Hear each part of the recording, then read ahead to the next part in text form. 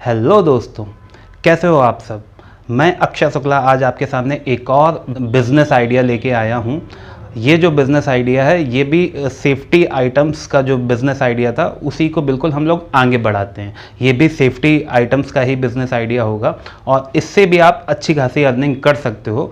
बहुत ही कम पैसे लगाकर आप अच्छी खासी अर्निंग इस बिज़नेस से भी कर सकते हो। दोस्तों, इस वीडियो के लास्ट में हम लोग जानेंगे कि कैसे किसी भी होलसेल मार्केट में जाकर आप कैसे अच्छे होलसेलर को ढूंढ सकते हो। आप गलती से किसी रिटेलर के पास ना फंसो, आप सीधे डायरेक्ट अच्छे से अच्छे होलसेलर को कैसे आप ढूंढोगे किसी भी मार्केट में, चाहे वो कानपुर की मूलगंज हो, लाटूस रोड हो, दिल्ली की कोई भी मार्केट हो, चाहे सदर बाज़ार हो, चांदनी चौक हो, चावड़ी बाज़ार हो, या फिर मुंबई में, कलकत्ता में, आप कहीं पे भी जाएंगे आप एकदम सटीक होलसेलर को ही ढूंढ पाएंगे, बल्कि आप किसी रिटेलर के चक्कर में नहीं फंसेंगे। वो भी हम लोग इसी वीडियो के लास्ट में जानेंगे। दोस्तों, अब आज का बिजनेस आइडिया क्या है, अब उस पर बात करते हैं।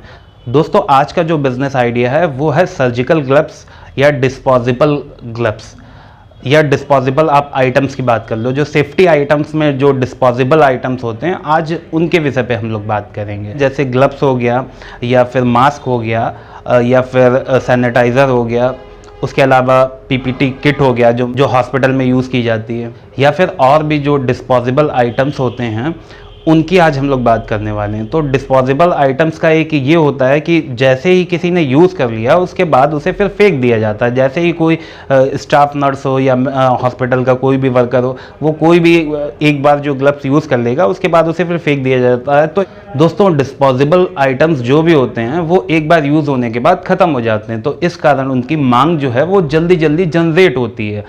अगर किसी भी हम इंडस्ट्री की बात करें, जैसे कि बिस्किट वाली इंडस्ट्री हो गई, या फिर कोई भी पैकिंग वाली, नमकीन की पैकिंग वाली हो गई, या केक वाली जो शॉप हो गई, रेस्टोरेंट हो गए, यहाँ पे हर जगह जो वर्कर हैं, जहाँ पे भी पैकिंग का कुछ काम होता है, जिस भी इंडस्ट्री में पैकिंग का काम होता है, कोई अगर बड़े लेवल की इंडस्ट्री नहीं है तो उसमें पैकिंग का काम हाथों से ही होता है। जो लेबर होते हैं वही पैकिंग का काम करते हैं। तो उस केस में वो जो भी ग्लव्स यूज़ करते हैं, या फिर वो एक कैप टाइप की लगाते हैं जो जालीदार कैप होती है, जिससे कि किसी भी लेबर का कोई भी जो बाल है, कोई भी हेयर है, वो कोई भी फूड में गिरे ना, जो भी खाने पीने वाली चीज़ वो पैक कर रहा है उसमें गिरे ना। तो फूड इंडस्ट्री में इसकी बहुत बड़ी बल्क में डिमांड हमेशा बनी रहती है, चाहे वो ग्लव्स हो, या फिर जो कैप आती हैं जो जाली वाली वो हो, या फिर उसके अलावा भी और भी कई आइटम्स होते हैं।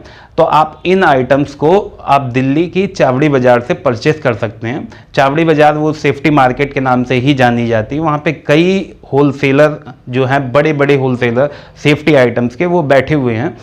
तो दोस्तों, आपको जाना होगा दिल्ली, और दिल्ली जाने से पहले आपको एक विजिटिंग कार्ड और आपका जीएसटी, और उसके अलावा आपकी फर्म, और जिस नाम की आपकी फर्म हो उसी नाम का आपको एक बैंक अकाउंट भी खुलवा लेना है। वो किस लिए, वो भी मैं आगे इस वीडियो में बताऊंगा। लेकिन आप जब उसी फर्म के नाम के बैंक अकाउंट की डिटेल जब आप किसी को शेयर करते हो तो उसका बिलीव जो है वो आपके ऊपर ज़्यादा हो जाता है, जिससे कि माल जो बेचने में कोई प्रॉब्लम नहीं होती है। तो आपको दिल्ली जाने से पहले आपको अपना विजिटिंग कार्ड, आपको अपना जीएसटी नंबर ले लेना है, आपको अपनी फर्म क्रिएट करवा लेनी है, उसके अलावा उसी फर्म के नाम का एक अकाउंट ओपन कर लेना है। ये सारी चीज़ें बड़े आसानी से हो जाएंगी, कोई बहुत बड़ा इसमें इन्वेस्टमेंट बिल्कुल नहीं होने वाला है। दिल्ली में चावड़ी बाज़ार पहुंचने के बाद आपको जो सेफ्टी आइटम्स के जो होलसेलर हैं आपको उनसे मिलना होगा। उनकी बड़े बड़े उनके शोरूम टाइप के बने होंगे, और इस काम को करने के लिए आपको किसी बी फार्मा या डी फार्मा या किसी भी आपको लाइसेंस की ज़रूरत नहीं है। मेडिकल लाइन में जो लाइसेंस की ज़रूरत होती है वो आप जब कोई ड्रग सेल करते हो, यानी कि कोई आप मेडिसिन, सिरप, आप जब इस तरह के कोई भी आप चीज़ को जब सेल करते हो, कोई भी मेडिसिन को सेल करते हो, तब आपको बी फार्मा, डी फार्मा या और अन्य लाइसेंसेस की ज़रूरत पड़ती है, डिग्री की ज़रूरत पड़ती है। लेकिन आपको ये डिस्पोजेबल आइटम्स को सेल करने के लिए कोई भी आपको किसी भी तरह की कोई आपको डिग्री की नीड नहीं होती है। तो आप इसमें मार्जिन अच्छा खासा होता है। जैसे अगर हम लोग बात कर लें मास्क की, तो मास्क ₹1.40 तक का आता है, 90 पैसे से स्टार्टिंग हो जाती है। जैसे जैसे आप थोड़ी अच्छी क्वालिटी का लोगे तो उस तरह से मास्क की क्वालिटी बढ़ती है, और साथ में उसके 10-5 पैसे पर पीस के हिसाब से बढ़ते हैं। तो ₹1.5 के अंदर अंदर का आपको अच्छे से अच्छा मास्क मिल जाएगा। जो डिस्पोजेबल होता है, उसके अलावा अगर आप कॉटन के मास्क यूज़ करते हो तो फिर वो थोड़े महंगे हो जाते हैं। दोस्तों अगर हम लोग बात करें पीपीटी किट की, वो पीपीटी किट वो होती है जो डॉक्टर जब ऑपरेशन के टाइम पे पहनते हैं, वो भी डिस्पोजेबल होती है, सिर्फ एक बार ही डॉक्टर पहन के उसे फिर वो बेकार हो जाती है, उसके बाद वो दूसरी परचेस करके दूसरी यूज़ की जाती है। तो पीपीटी किट दिल्ली की चावड़ी बाज़ार में लगभग 160 रुपये 170 रुपये से स्टार्टिंग हो जाती है और लगभग 190 रुपये तक, 160 से 190 के बीच में आपको पीपीटी किट मिल जाएगी।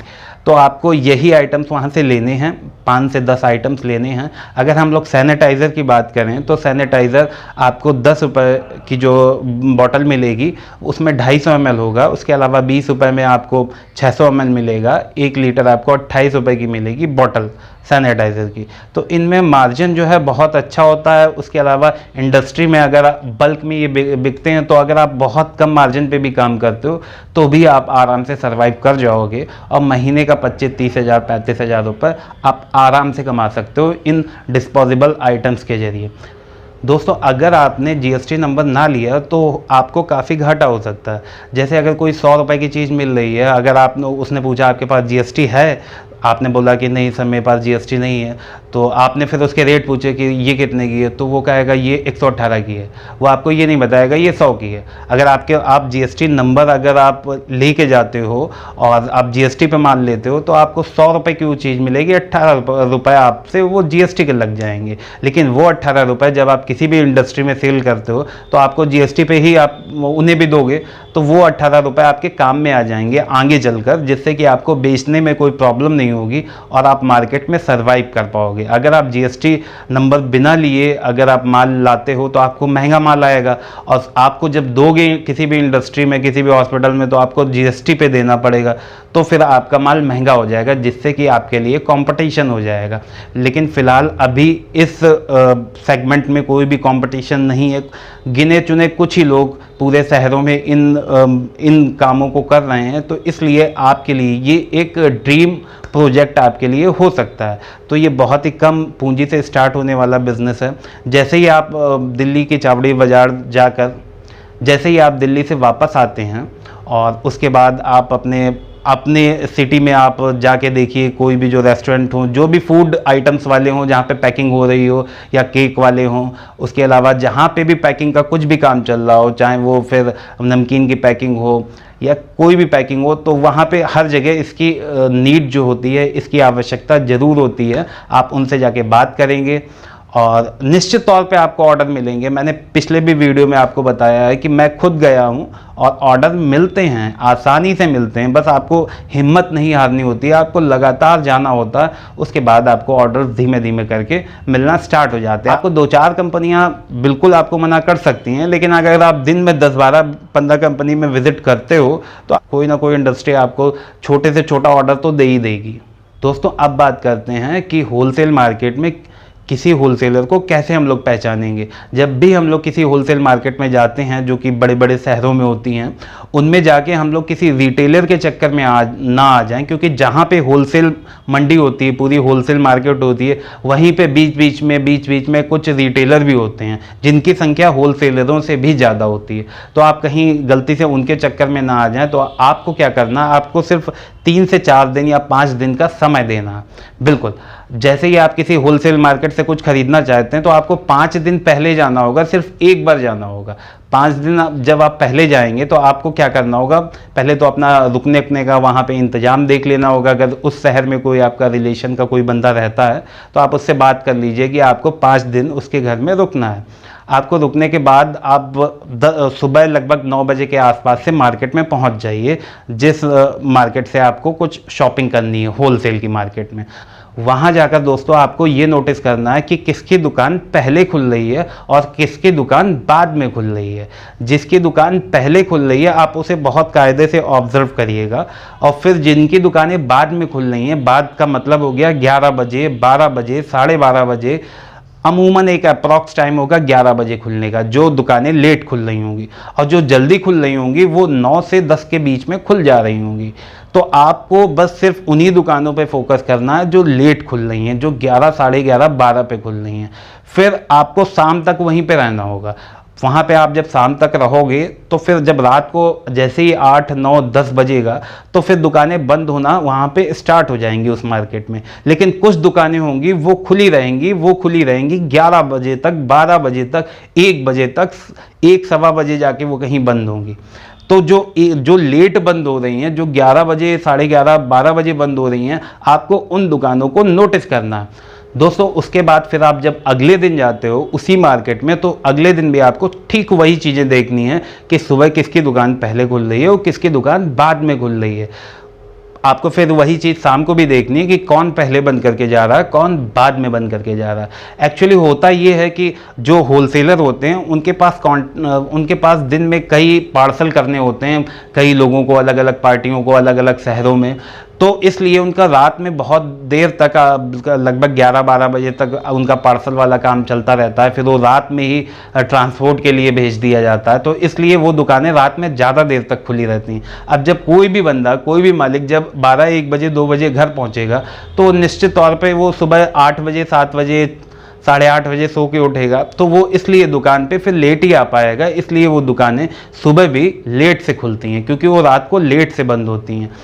तो कोई भी, जो भी बड़े होलसेलर होते हैं, उन्हें बाहर पार्सल भेजने होते हैं, जो लोगों ने माल बुक किया होता है वो भेजना होता है, इसलिए वो ज़्यादा देर रात तक खुली रहती हैं। तो आपने जब भी वहाँ पे जाके 5-6 दुकानों के, आप उस तरह की दुकानों के जो लेट तक खुलती हैं, और सुबह भी जो लेट खुलती हैं और शाम को भी जो लेट तक खुलती हैं, उन दुकानों के आप नाम नोट कर लीजिए। उसके बाद फिर वहाँ पे जो चाय वाले हों या फिर जो रिक्शे वाले हों, जो सामान को यहाँ से वहाँ पहुँचाते हो, आप उनसे धीरे धीरे करके थोड़ी बहुत बातें करिए 2-4-5 दिन में। फिर धीरे धीरे करके आपको वो कुछ बातें बताएंगी। तो उन बातों के आधार पर आप उन 5-6 जो आपने नाम लिखे हैं, उनमें से आप किसी भी व्यक्ति से आप सामान लेना स्टार्ट कर सकते हैं। वो ही व्यक्ति असली होलसेलर है। और बाकी जो कई सारे बैठे रहते हैं वो रिटेलर होते हैं। उनसे अगर आप माल लोगे तो आपको माल महंगा ही मिलेगा। जिस माल के आपको रेट पता होंगे वो तो आपको वो सस्ता दे देंगे, अदरवाइज़ आपको बाकी सारा माल ज़रूर महंगा देंगे।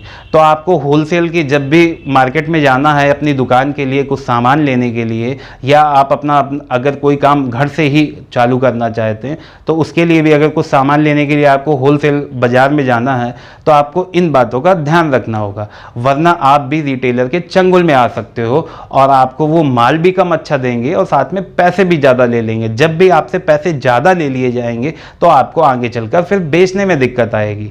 तो दोस्तों, आज का वीडियो फिर मैं यहीं पे समाप्त करता हूँ और उम्मीद करता हूँ कि हम लोग 2 दिनों के बाद मिलेंगे एक और नए बिजनेस आइडिया के साथ। Okay, thank you.